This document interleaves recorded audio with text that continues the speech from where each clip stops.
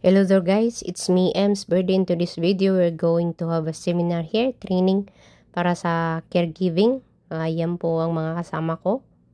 So, ini-explain niya kung ano yung sinabi ng Chinese kasi hindi iba yung hindi talaga nakaintindi ng Mandarin.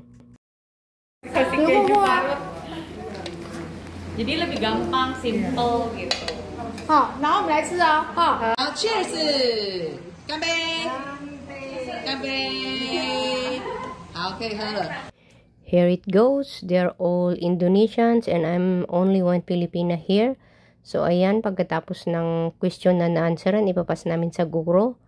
At ayan yung merienda na kinain namin.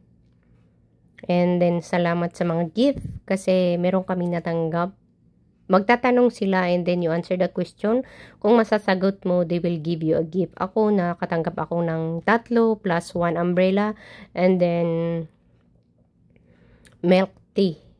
Ayan, si teacher, lahat yan sila ang bumili para sa amin and then free training. Nakakatulong ito sa amin kasi libre yan. Pero kapag ikaw mismo ang mag-hire ng mga training sa'yo, mahal ang bayad. Kaya lucky kami kasi merong free training na para sa amin. So, ayan po yung bago. Ilalagay namin lahat dyan.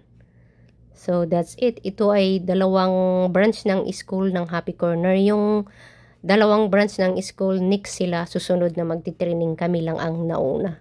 Kasi, hindi kasya yung room, siguro sa dami namin, kaya dalawang lang pinaghiwalay. So, ayan. And guys, I really appreciate you for watching my videos. Thank you so much and have a good time.